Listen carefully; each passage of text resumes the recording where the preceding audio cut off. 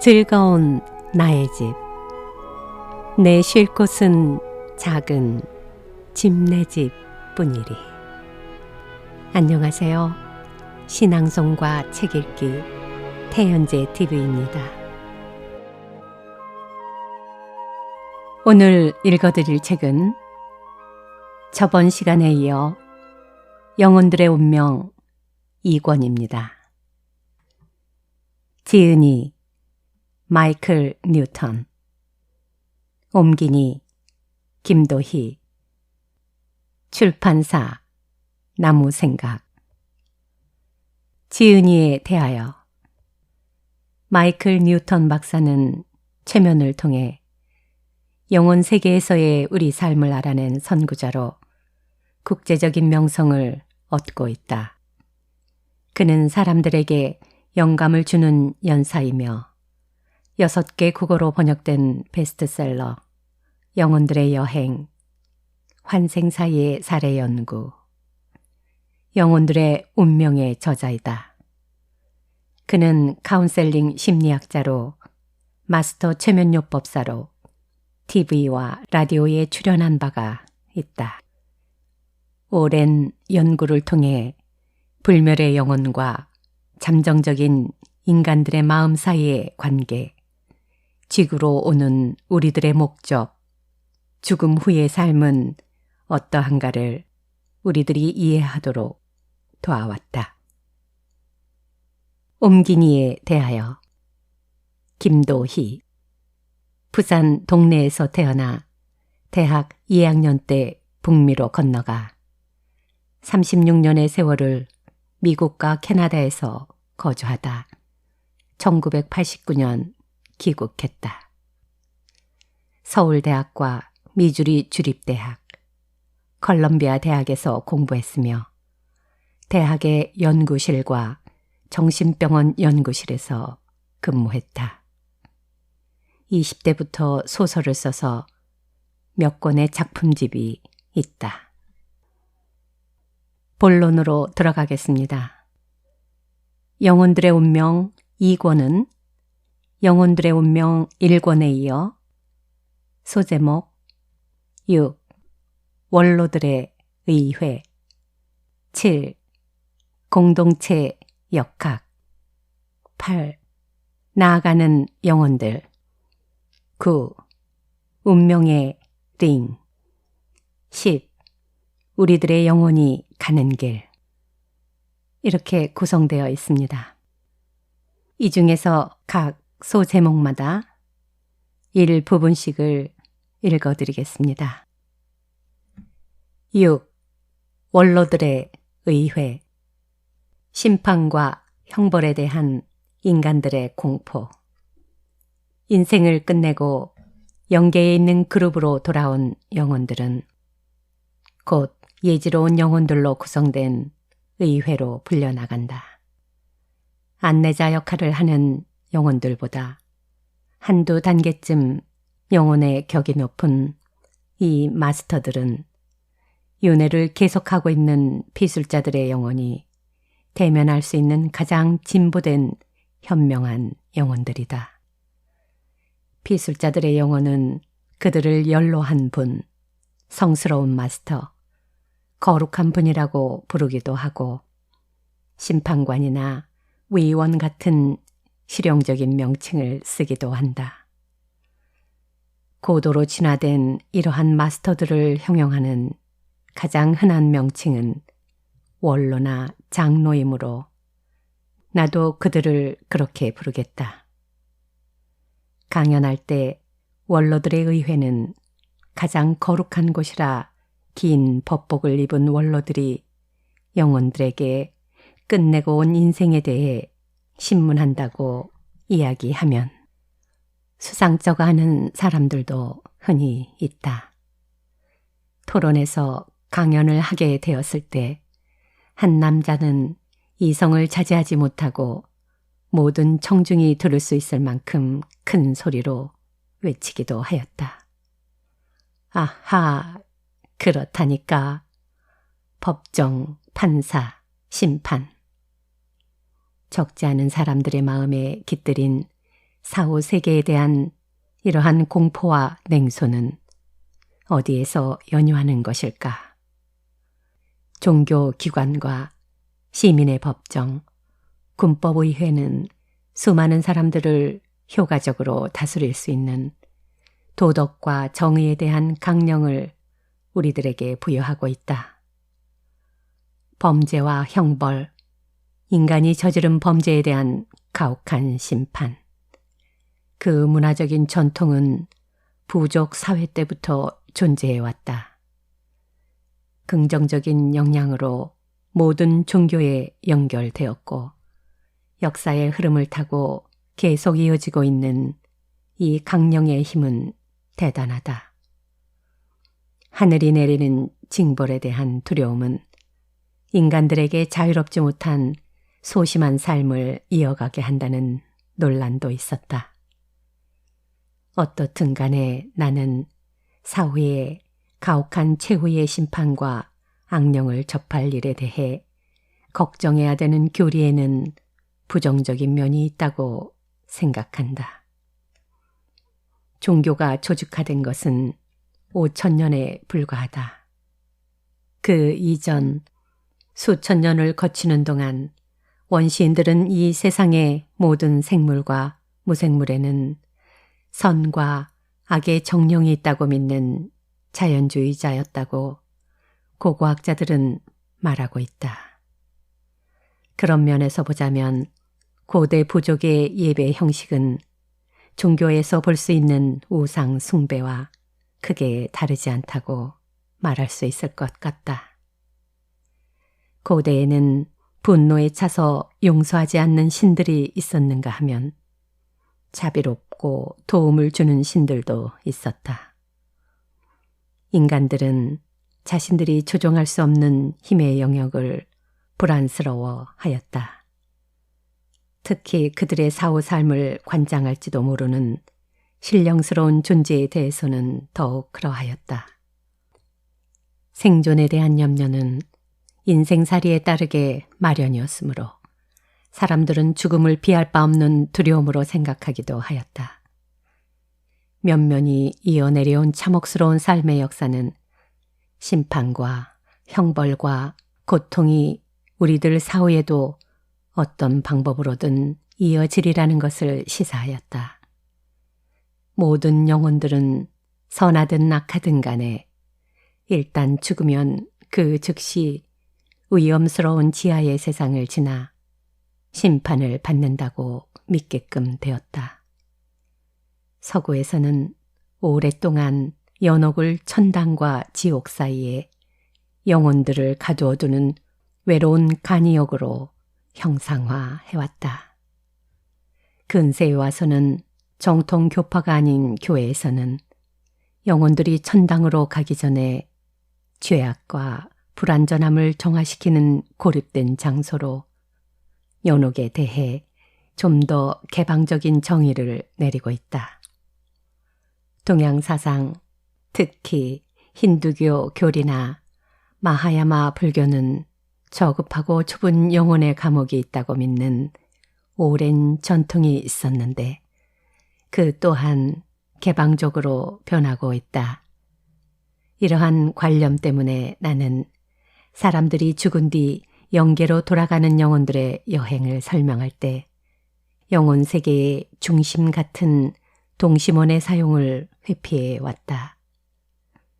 역사상 그런 동심원은 판사와 법정과 악마들이 있는 지하세계의 컴컴한 연옥 감방을 보여주기 위해 설계된 것이었기 때문이다. 고전적인 동양의 형이상학 전통에서 진리를 찾고자 하는 구도자들은 기독교 신학에서 느꼈던 것 같은 혼란스러운 미신의 혼합을 보게 된다. 동양에서는 이혼의 사상을 받아들인 지 오래되었으나 그 또한 억압적인 교리가 되어왔다. 인도를 여행하고 나서 나는 이혼의 사상이 사람들의 행위를 조정하기 위해 사용되어 온 위협적인 관념이라는 것을 발견하였다. 이혼의 사상은 광범위하고도 다양한 죄목으로 이 다음 생에는 인간보다 저급한 형태의 생명으로 태어날 수 있다는 현실적인 가능성을 위협적으로 보여준다. 내가 연구한 바에 의하면 영혼이 그런 식으로 윤회한다는 증거는 없었다. 지구상에 있는 다른 형태의 생명 에너지는 영혼의 세계에서 인간들의 생명 에너지와 섞이지 않는다고 비술자들의 영혼은 말한다. 나는 그런 위협이나 윤생에 대한 두려움은 업에 대한 정당한 해석이 아니라고 생각한다. 나는 인간의 영혼이 전생의 다른 세계에서 살았을 때에 비해 그 지성이 조금 낮거나 모자라는 차이밖에 없다는 것도 알게 되었다. 내가 만난 피술자 중에서 다른 천체에 갔을 때도 가장 우수한 지성을 가진 존재가 아니었던 영혼은 만나본 적이 없었다. 그런 게 창조계의 설계인 것 같다. 사실을 알고 보면 영혼은 처벌의 단계를 겪기보다 자아 진화의 단계를 거쳐간다. 하지만 인간 사회에 사는 많은 사람들은 아직도 사후의 세계에 인간 사회가 그렇듯 어떤 형태의 판정과 처벌이 있으리라는 껄끄러운 느낌을 뿌리치지 못하는 것 같다. 어쩌면 그것은 어두운 힘에 의한 고문의 지옥이 아닌지도 모른다. 하지만 그것이 유쾌하지 않은 것만은 사실일 것이다. 내가 이 장에서 말하게 되는 것이 죽음 뒤에 처벌이 있을 것이라고 두려움을 느끼는 사람들에게 안도와 평안을 가져다 줄 것을 바랄 뿐이다. 하지만 원로의 의회로 갔을 때 어떤 책임감을 느끼는 영혼들은 별로 편안하지 않을 수도 있을 것이다.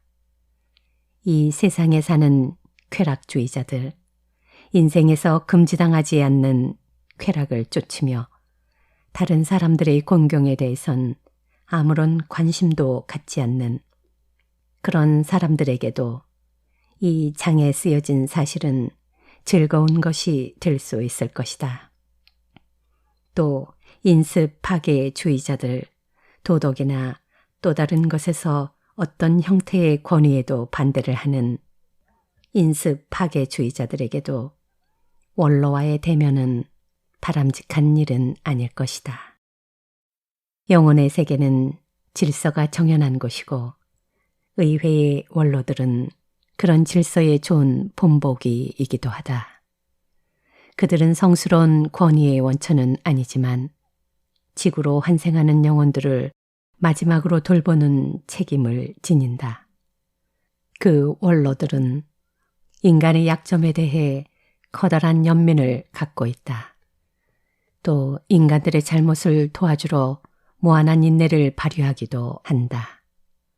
또 앞으로 살아나갈 인생에서 많은 다른 기회를 베풀기도 한다. 그들은 쉬운 업을 선택하게 하지 않을 것이다.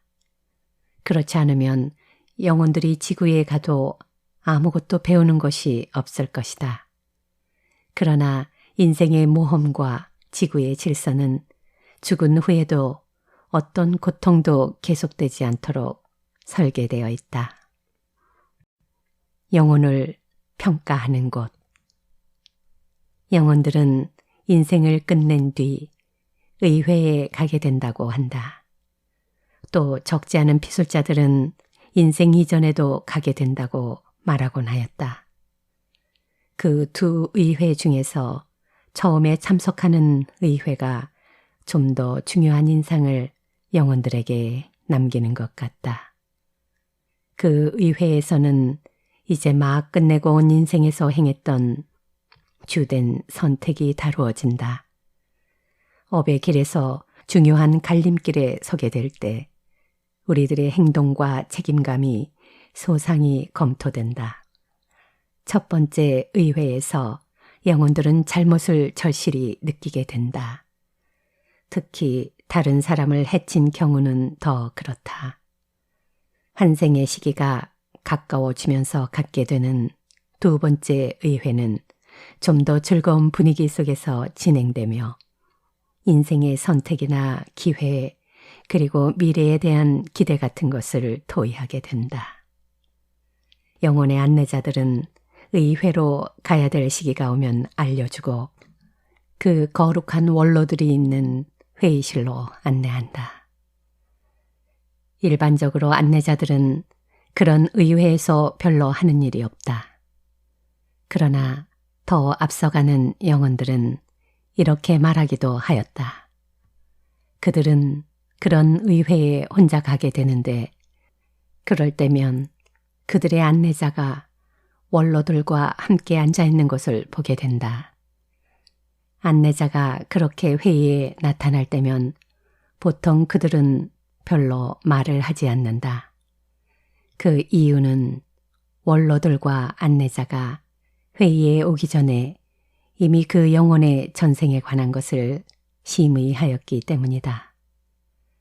영혼들의 주된 스승이며 옹호자인 안내자들은 사연을 밝히기 위해 잠깐 끼어들거나 회의 도중 영혼이 혼돈을 일으킬 때면 쉽게 해석을 해주기도 한다.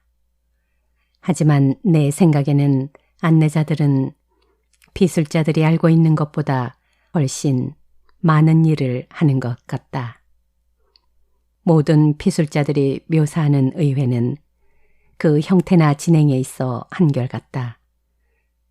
피술자들에게 그런 의회에 관한 질문을 시작할 때 나는 보통 그런 원로들 앞으로 가게 되는 느낌이 어떤지 묻는다.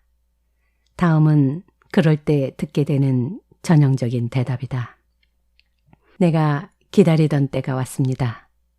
나는 그 성스러운 분들을 뵈러 가야 합니다. 나의 안내자 리인일이 와서 나를 데리고 갑니다. 우리 그룹이 있는 곳을 떠나 긴 복도를 걸어 다른 그룹의 교실을 지나서 갑니다. 우리는 대리석 원주가 늘어서 있는 넓은 홀로 갑니다. 부드러운 합창과 현악이 들려옵니다.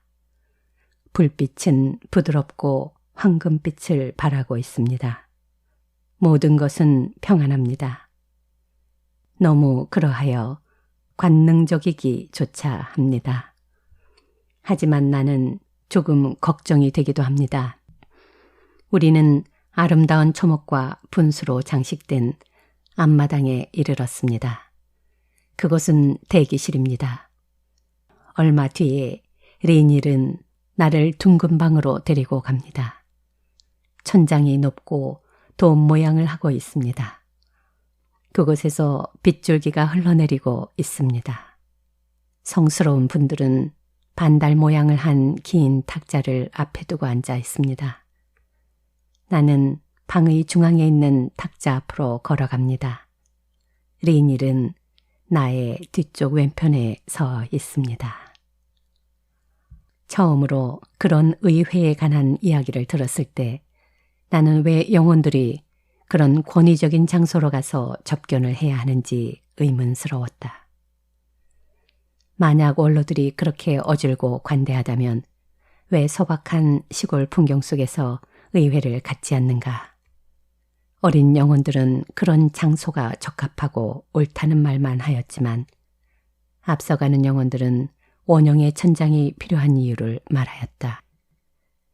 그러한 설계로 하여 거룩한 원천에서 오는 에너지가 효과적으로 그 빛을 진행되고 있는 모든 일에 집중시킬 수 있다고 하였다. 원로들을 접견하러 가는 영혼들은 오리엔테이션을 받는 동안 안내자에게 간단한 신문을 받게 된다.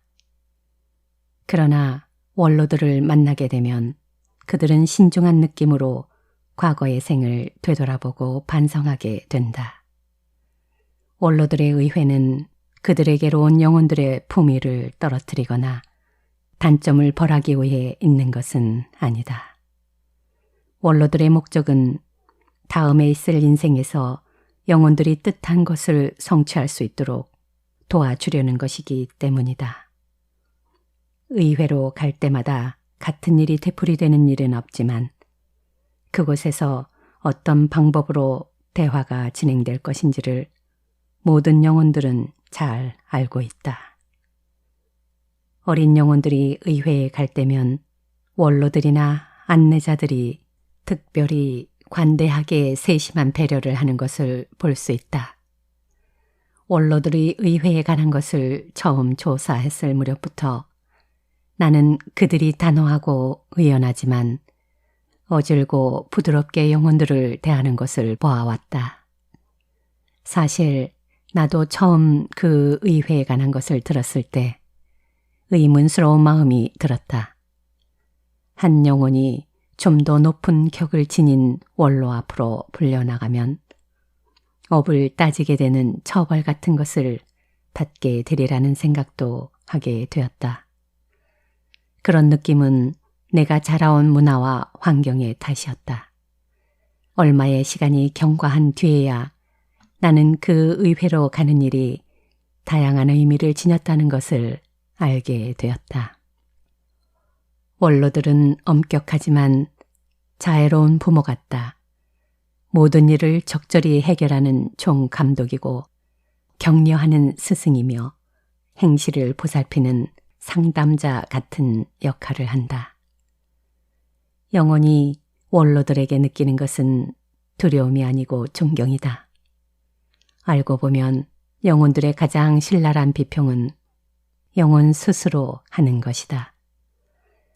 영혼 그룹에서 서로 하는 평은 해학으로 감싸여 있기는 하지만 어느 장로가 하는 것보다 날카롭고 매섭다.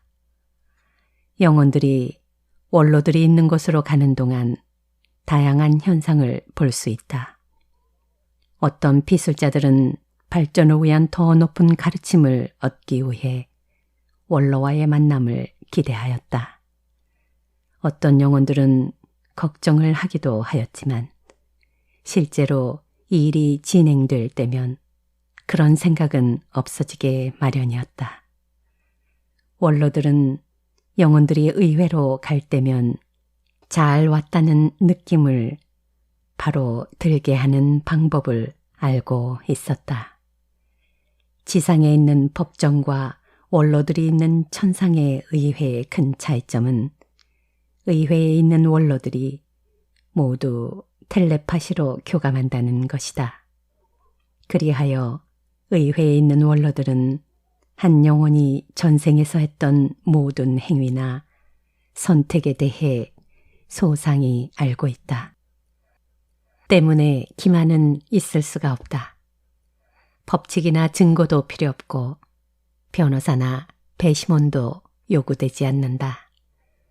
영혼들의 장례를 적절히 설계하기 위하여 원로들은 다만 영혼들이 특히 다른 사람들을 대할 때 스스로 하는 일이나 그 결과가 어떻게 될 것인지를 잘 알기를 바란다.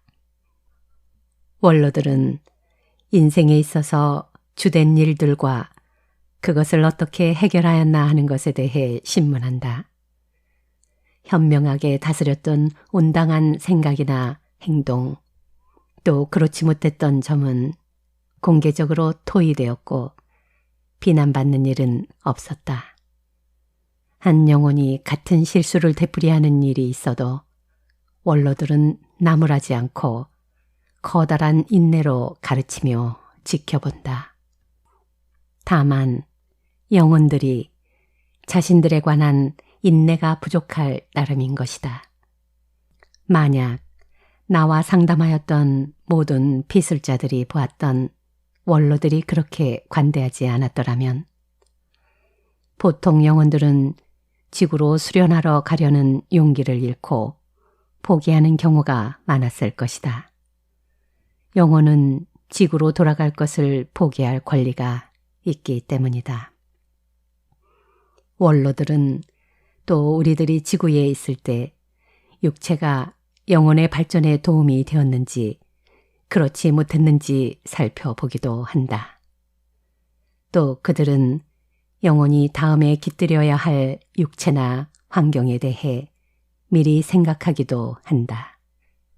원로들은 영혼들이 다음에 겪을 환생에 대해 어떻게 생각하고 있는지 알려고 한다. 대부분의 영혼들은 그들을 지도하는 원로들이 아직도 미래의 환생을 결정하지 않은 것을 감지한다. 그 의회는 아무것도 허술히 하지 않는 것 같다. 원로들의 의회에서 가장 소중히 다루는 것은 인생을 대하는 영혼들의 의지이다. 원로들은 만나기 전부터 영혼들에 대한 모든 것을 알고 있다. 하지만 심의가 진행되는 동안 인간의 뇌가 영혼의 마음과 어떻게 작용했는지 분석하기도 한다. 원로들은 영혼들이 거쳐온 육체를 통해 해온 그 모든 과거사를 알고 있다. 그 육체를 잘 조종할 수 있었는지 없었는지, 지상에서 지녔던 그 모든 육체의 부정적인 감정이나 줘야 한 천성을 잘 다스릴 수 있었는지 알고 있다. 그러나 충동이나 환상, 그리고 집착은 영혼들이 행위를 변명하는 이유가 되지 못하였다. 이런 말은 영혼들이 원로들 앞에서 어려움을 토로하지 않는다는 말은 아니다. 그러나 어려운 삶을 합리화하는 것이 꾸밈 없는 진실을 이길 수는 없었다. 원로들이 알고자 하는 것은 영혼들이 인간 속에 깃들이고 있을 때 가치와 이상, 행동에 있어서 영원한 본성인 성실함과 정직함을 유지하고 있었는가 하는 것이다. 또 인체 속에 파묻혀버려 그저 이끌려 가기만 하였는지 또는 스스로 빛을 발하며 인도하고 있었는지 알고자 한다. 영혼이 인체 속에 있는 두뇌와 잘 합류하여 원만한 인격을 자아낼 수 있었는가?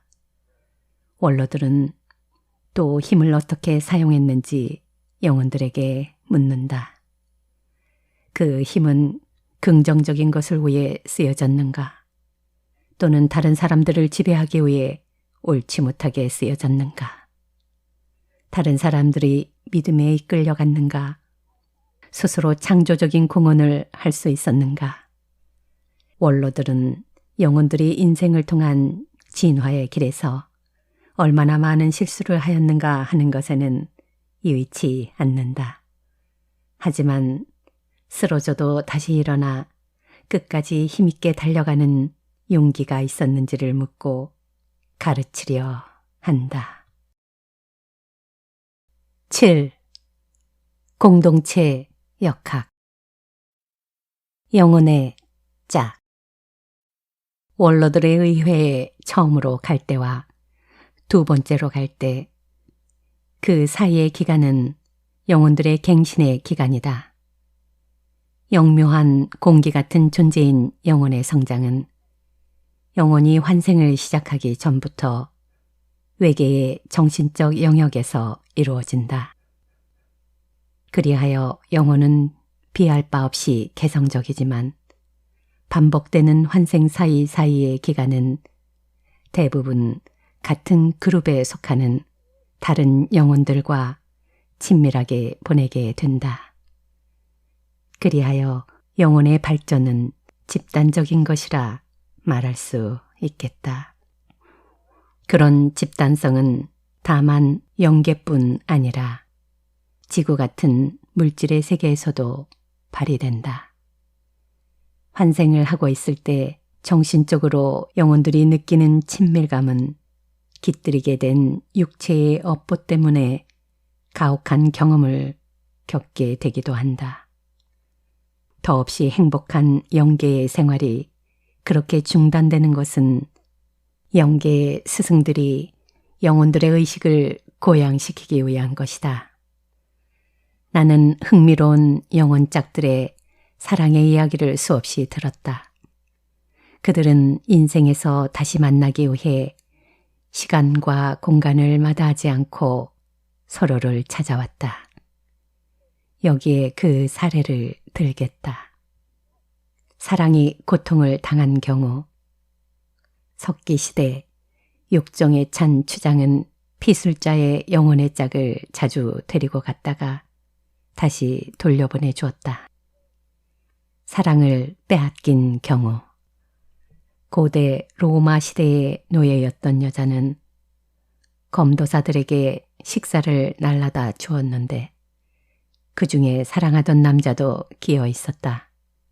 포로였던 그 검도사 A는 공연장에서 죽음을 당하기 하루 전날 영원히 사랑하겠다고 피술자의 영혼에게 말하였다. 사랑이 잔인하였던 경우 중세의 성에 있는 감옥에서 귀족에게 채찍질을 당해 죽은 마부. 현재 피술자인 그 마부는 귀족의 딸과 은밀한 만남의 장소에서 만나다 그 귀족에게 들켜 그런 죽음을 당했다. 사랑이 영웅적이었던 경우 결혼한 지 몇 시간 안 되어 물에 빠진 아내를 구하려다 죽은 폴리네시아인 신랑이었으며 현재의 피술자인 그 영혼은 300년 전에 갑작스런 폭풍으로 뒤집힌 배 때문에 죽게 된 아내를 구하려다 죽었다. 사랑이 죽음이었던 경우 나에게로 온 피술자가 18세기 독일에서 증거 없는 아내의 연문을 듣고 질투 때문에 칼로 아내를 찔러 죽였던 경우이다. 근거 없는 동네의 뜬 소문을 듣고 죽이려 달려드는 남편에게 아내는 결백을 주장하고 남편만을 사랑한다고 말하면서 죽어갔다. 앞에 기록된 모든 짝은 오늘날 행복한 부부가 되어 있다. 지나간 각 인생에서 겪었던 경험들이 다음 생을 위해 도움이 되었고 영혼의 짝으로서 유대를 강하게 해주었다. 전생을 알게 되는 대행요법은 부부에 대한 흥미로운 정보를 제공한다. 하지만 그들이 영계로 돌아와 하게 되는 생활은 그들의 관계를 더욱 정확하게 바라볼 수 있게 한다. 사랑의 상자에는 많은 시험이 함께 들어있다. 영혼의 짝들과 함께하게 된 길고 행복한 인생에는 또 우리가 관계를 망가뜨리거나 영혼의 짝이 한 잘못된 행동 때문에 유린당하는 경우도 섞여 있다. 영혼들의 짝들과 함께하게 되는 어려운 인생의 경우에는 사랑을 순순히 받아들일 수 없게 하는 장애물이 있게 마련이다. 이 영혼의 짝들이 함께한다는 것은 기쁨만 뜻하는 것이 아니고 고통도 수반한다. 하지만 우리는 그 모든 것에서 배우게 된다. 인생에 있어서 인간 관계에 따르는 어려운 일들에는 항상 업보적 이유가 따르게 마련이다. 내가 시술하던 사람들 중에 벨랄이라는 이름으로 불리던 여자가 있었다. 그녀는 전생에 200년 전에 중국에서 살았던 아름다운 여자였다. 그 생에서 그녀는 가장 중요한 영혼의 짝을 싫어하고 배척하였다. 그 이유는 그 짝이 다른 남자들이 허용하는 허용을 받아들이지 않으려 했기 때문이었다. 최면 상태에서 벨라리는 이렇게 말하였다. 다른 사람들이 어떻게 생각할까 하는 느낌을 저버릴 수 없었어요. 또 긍지와 노여움 때문에 그리고 지극히 당연하다고 생각하면서 나의 변덕에 잘 맞춰주는 잘생긴 남자와 결혼을 하게 되었지요. 그렇기 때문에 오히려 나는 감수할 수 있었던 행복을 놓치고 말았어요. 그 다음으로 그녀가 살았던 인생은 19세기 미국에서 있었다. 그때 벨라리는 체로키 인디언 주장의 딸이었는데 그녀의 아버지는 조약의 한 조건으로 그녀를 다른 추장의 아들과 억지로 결혼시켰다. 그 추장의 아들은 결혼 후 그녀를 육체적으로 천대하였고 인생을 처참하게 하였다. 그녀가 사랑하였던 남자는 같은 부족의 무사였고 그녀가 전생에서 배척하였던 중국 남자였다. 미국에서의 인생을 끝내고 영계로 돌아온 뒤 그녀의 영혼은 이렇게 말하였다. 그 인생에서 애인과 나는 함께 도망을 갈 수도 있었습니다. 물론 그런 행위에 따르는 큰 위험도 있었지만 한편 내 속에서는 아버지가 계획한 그 인생을 이겨나가야 한다는 생각도 들었습니다. 지금 생각해보면 그 모든 것이 시험인 것 같아요. 우리는 우리를 사랑하는 사람에게 상처를 주면서 또 우리 스스로를 해치기도 합니다. 체로키 주장의 딸로서의 내 인생은 중국인으로 살았던 인생에서 느꼈던 긍지와 허영을 기억하고 보상하게 하는 것이었지요. 어떤 인생에서 잘못 살게 된 것이 시간을 낭비한 것은 아니다. 그런 인연이나 연관은 미리 계획된 것이다. 사실 알고 보면 그런 대상의 영혼들은 영계에서 다른 조명 아래 드러났다. 벨라리는 체로키 인디언으로 태어났던 인생을 통해 영계에서 보게 되는 그런 현상을 알게 되었다. 그때 벨라리가 결혼하였던 추장의 아들은 다른 그룹에 속하는 영혼이었다. 또 그녀가 지난 두 인생을 살 때 사랑했던 남자들은 20세기에 와서 다시 남편으로 결합하였다. 벨라리의 단짝 친구인 린다는 같은 그룹에 속하는 영혼으로서 체로키 인디언 인생에서 벨라리가 사랑하였던 무사의 영혼과 짝을 이루는 영혼이기도 하였다. 치료가 끝난 뒤 벨라리는 린다가 남편과 가까이 있으면 왜 내 마음이 좀 편치 않았는지를 이제 알겠군요. 라고 웃으며 말하였다. 더 앞으로 나가기 전에 영혼의 짝을 만나는 놀라운 경험에 대한 것을 분류해 보는 것이 좋겠다. 나는 피술자들이 처음 치료실로 와서 어느 정도 서로를 이해할 수 있을 만큼 대화가 풀려나가게 되면 그들의 인생에서 일어났던 특이할 만한 인간 관계에 대해서 묻는다. 그렇게 함으로써 그들의 현실 생활로 이루어진 연극에 출연하게 되는 배우들의 성격을 알게 되는 것이다. 퇴행 치료 동안 극장의 제일 앞 좌석에 앉게 될 내가 출연진에 대해 쓰여진 프로그램을 알아야 되기 때문이다. 피술자들이 깊은 최면 상태에 이르면 영혼들의 관계가 밝혀지게 된다. 피술자들의 영혼이 등장시키는 배우들은 그들의 연인이거나 친한 친구, 친척들이다. 또 스승이나 동료들도 한몫하게 된다. 인생에 있어 영혼의 관계는 여러 연관을 이루고 다른 그룹에 속하는 영혼들과도 관계를 맺게 된다. 대부분의 피술자들은 대개 짐작은 하고 있지만 보통 영혼의 연관에 대한 깊은 호기심을 갖고 있다. 크게 말하면 사랑이란 인생에 있어서 여러 형태로 나타나는 애정의 표시이다. 어떠한 역할을 택하든 간에 영혼의 짝들은 여러 방법으로 영적 연관을 갖게 된다. 인간들은 모든 인생을 살 때 수많은 업보적인 이유로 상호 관계를 갖게 된다. 우정에 불이 붙으면 사랑으로 변한다. 하지만 우정을 이루던 깊은 이해 없이는 사랑이 성숙해질 수 없다.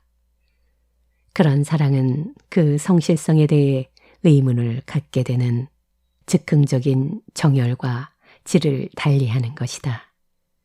믿음 없이는 친근감이나 사랑은 자랄 수 없다. 사랑한다는 것은 사랑하는 대상의 모든 결함이나 모자람을 용서하고 받아들이는 것이다. 진실한 사랑이란 그 애인이 없어진 뒤라도 더 성장해 가게 만드는 것이다. 보통 사람들은 사랑과 행복을 동일시한다. 하지만 사실 알고 보면 행복이란 자기 자신 속에서 성장해 가야 하는 심리 상태이며 타인의 영향에 의존하는 것은 아닌 것이다. 가장 온전한 사랑은 스스로 느끼게 되는 충족감과 기쁨을 아낌없이 다른 사람과 나눌 수 있는 것이다. 사랑한다는 것은 쉬운 일이 아니며 연속적으로 가꾸어야 되는 일이기도 하다. 내가 치료한 피술자들 중에는 이혼한 사람들이 있었는데 그 중 몇 사람의 상대는 제일 친근한 영혼의 짝이기도 하였다. 그러므로 그들이 조금 더 서로를 노력하였다면 이혼까지 하지 않아도 좋아질 수 있었을 것이다. 그와 반대로 우리들이 제일 가까운 영혼의 짝을 뒤늦게 만나게 되는 데는 이유가 있을 수 있다. 때때로 영혼의 짝은 한 인생이나 두 인생쯤 서로 만나지 않게 되는 경우도 있다. 나의 영혼의 짝과 나는 서로 너무 의지하기 때문에 우리는 서로 각자 성장해야 할 필요를 느꼈습니다. 라는 말은 그렇게 떨어져 있게 된 영혼들이 자주 하는 말이기도 하다. 지구에서는 어떤 시대나 영혼의 짝들이 갖는 경험과 애착이 서로 다르다. 물론 그들의 전생의 업에 의해 제각각 새로운 인생이 형성되기도 하지만 말이다. 우리들은 무너진 연관 관계를 통해 값진 교훈을 얻게 된다. 하지만 중요한 것은 인생을 계속 살아가는 것이다. 어떤 피술자들은 치료가 시작되기 전에 진실한 사랑이 자기들을 기피한다고 말한다. 하지만 치료를 받고 나면 그렇게 되는 이유를 알게 된다.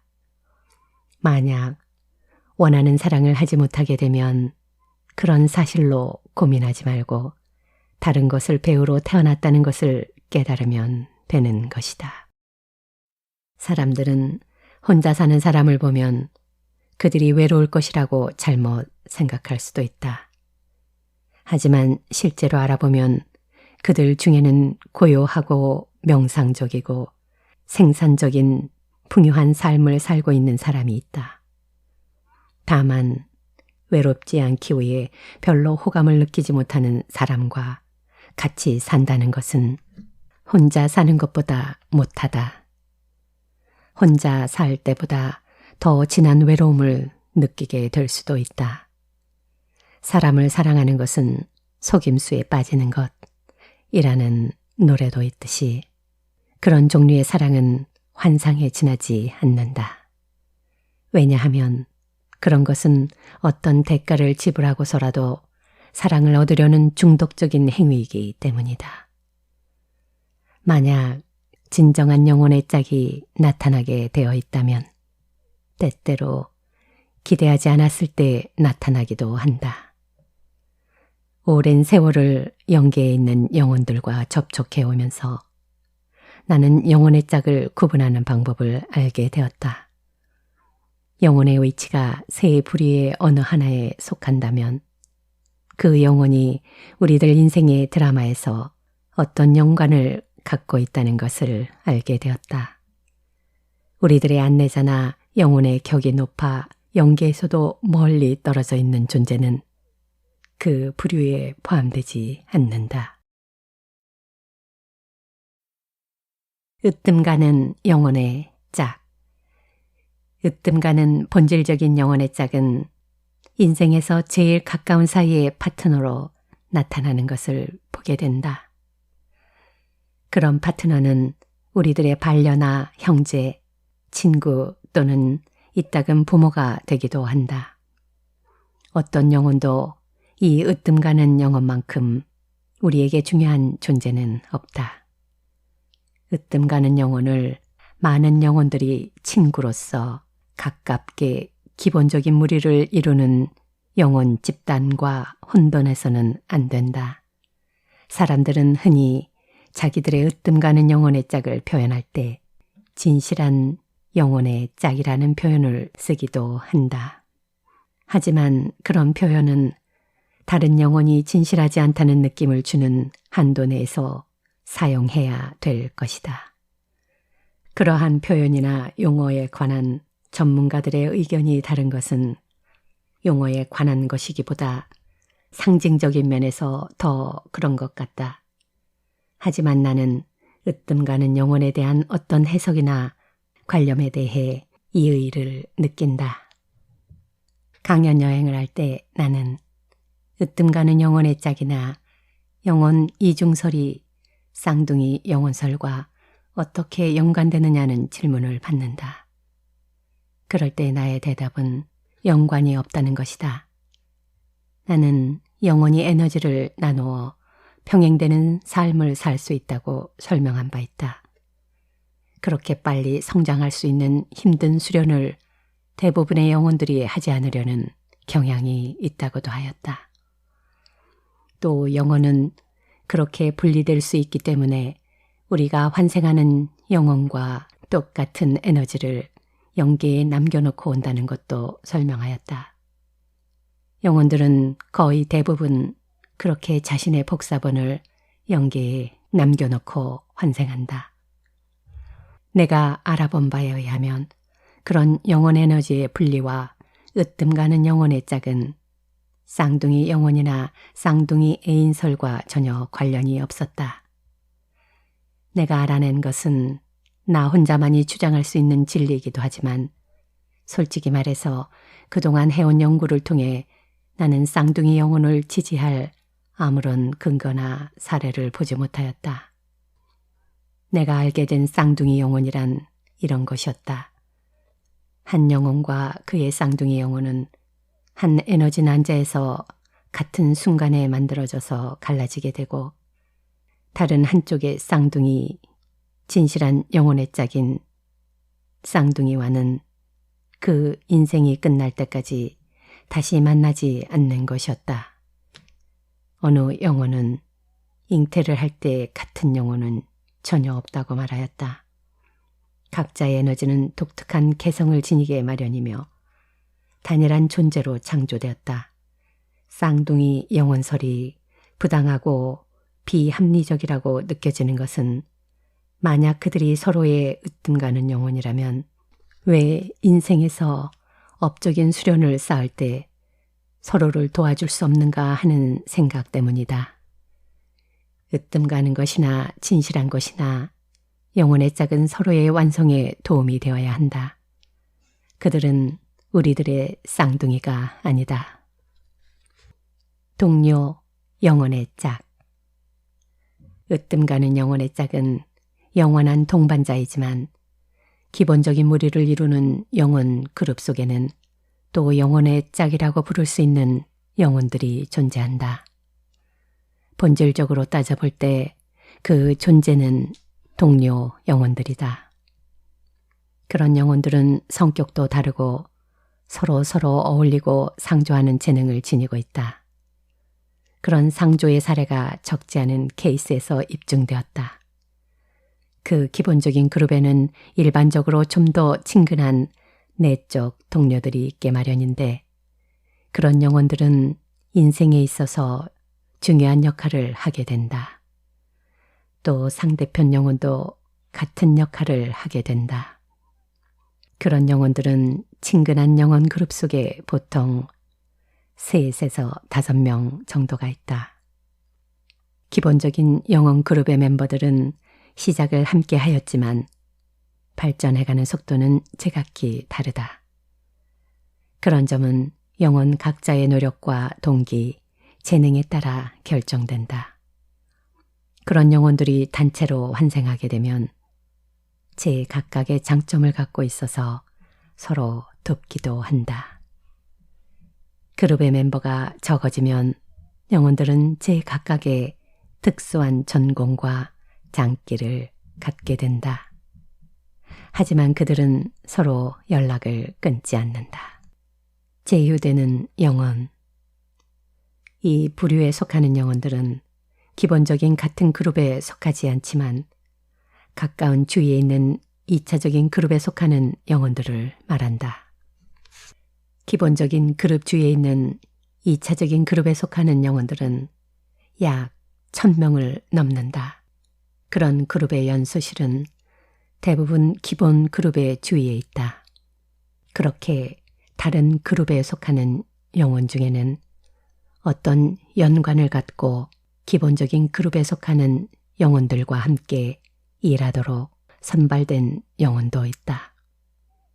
그런 영혼들은 다른 영혼들이 잠시 스쳐가기만 하는 데 비해 몇 인생을 통해서 잘 알아온 영혼들이기도 하다. 인생에 있어서 우리들의 부모가 되는 영혼은 종종 그런 2차적인 그룹에서 오는 경우가 있다. 영계에서나 인생을 살아갈 때 어느 기본 그룹에 속하는 영혼들은 2차적인 그룹에 속하는 영혼들과의 접촉이 아주 드물거나 없는 경우가 많다. 2차적인 그룹에 속하는 영혼들은 큰 범위에서 보면 기본적인 그룹에 속하는 영혼들과 어떤 면에서 연관을 갖기도 하지만 그렇다고 해서 그들을 영혼의 짝이라고는 생각하지 않는다고 비술자의 영혼들은 말한다. 제휴되는 영혼들은 한 영혼이 인생에서 업을 통해 수련을 하게 될 때 꼭 필요한 그 무엇을 제공할 수 있는 성격을 가지고 있다. 그런 영혼들은 보통 환생을 하여 만나게 되며 강한 긍정적 에너지나 부정적 에너지를 지닌 대상이 되어 접근하게 된다. 그런 결정은 인생으로 환생하기 전에 모든 출연자들이 그들의 스승과 함께 모여 의논한 끝에 동의를 하고 결정한 것이기도 하다. 영혼과 인간 가족의 연결. 보통 같은 그룹에 속하는 영혼은 환생할 때 유전적으로 동일한 집안에 태어나지 않는다. 전래해오는 아메리칸 인디언의 믿음과 달리 그러한 사실은 조부의 영혼이 손자의 몸속에 깃들여 태어날 수 없다는 것을 의미한다. 나는 제4장 영혼의 분열에서 또 제5장 DNA 부분에서 영혼의 유전적 환생에 관한 반칙에 대해 설명하였다. 영혼들 중에는 환생할 때 전생에 살았던 같은 가계나 민족, 문화적 환경으로 돌아가 새로운 것을 배우려 하는 영혼들도 적지 않다. 환생할 때마다 지구에 있는 다른 집안에 태어나게 됨으로써 영혼은 다양한 인체를 통해 경험을 하게 되는 이점이 있다. 그런 다양한 경험은 지구로 환생하는 영혼들에게 깊이를 갖게 하기도 한다. 좀 특별한 경우에 영혼의 안내자들은 어느 특수한 집안에서 완수할 수 없었던 업적인 이유 때문에 같은 집안에 환생하려는 영혼의 간절한 소원을 들어줄 때가 있다. 그런 영혼들은 그들에게 잘못을 저지른 대상과 대결하는 기회를 얻게 된다. 또 가족들에게 잘못을 저지른 영혼은 그것을 시정할 기회를 얻기도 한다. 그런 영혼은 다음 세대의 아이로 태어날 수 있으나 반드시 업적인 연관을 가진 사람들이 생존하고 있을 때라야 한다. 다시 말하겠지만 그러한 업적인 문제 때문에 유전적인 환생을 하는 경우는 드물다는 것을 강조하고 싶다.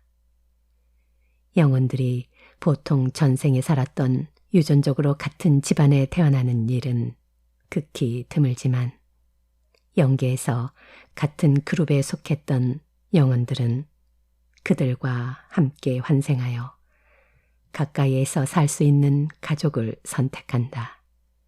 같은 그룹에 속하는 영혼들은 혈연으로 이어지고 지역적으로 가까이에 있는 인생으로 태어난다. 역자 후기 중에서 영혼들의 운명을 번역하면서 나는 인간이 진리를 아는 것이 신앙이라면 나는 이미 신앙을 갖게 된 것이 아닌가 하는 생각을 하게 되었다. 너무도 멀고 높은 곳에 있어 도저히 알아볼 수도 도달할 수도 없을 것 같았던 진리가 너무 쉽게 소리 없이 눈앞으로 펼쳐지는 바람에 당혹한 웃음을 띠게 되면서도 이제 지구로 수련을 하러 온 우리 인간들의 영혼은 그런 때를 맞이할 때가 되었다는 생각을 하게 되기도 한다. 어쨌든 나는 처음으로 믿음을 갖고 다루고 싶은 이 구명의 결과가 나의 완성에 이르는 길잡이가 되길 바란다. 기독교나 불교, 또 수많은 다른 종교나 철학, 사상에 이끌리는 사람들이 제각기 다른 이유나 동기에서 그렇게 되듯 나도 나를 설득시키고 신뢰할 수 있는 그 무엇을 만나게 된 것 같다. 이전처럼 어두움 속을 헤매며 괴로움을 겪는 일이 없어지면서 내가 누구인가 알게 되고 주위에서 일어나는 그 모든 일들이 어찌하여 그렇게 전개되고 있는지를 스스로 깨우치게 되었고 갈 길을 알게 된 것은 이 책의 도움 때문이다. 또 죽음이 음울하거나 슬픈 종말이 아니라 우리가 그리던 이상향으로 돌아가는 것이며 그립고 설레는 귀향길이 기다리고 있음을 알게 되었기 때문일 것이다. 이 세상에 나타나는 모든 것은 곧 지나가는 것이다.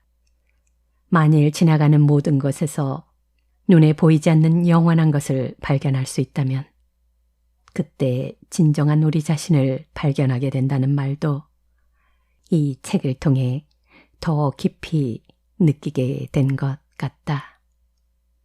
만약 이 책이 진실이 아니라 할지라도 나는 후회하지 않을 것이다. 그렇게 아름답고 평화롭고 예지로운 것을 믿었던 그 신념을. 2001년 2월 김도희.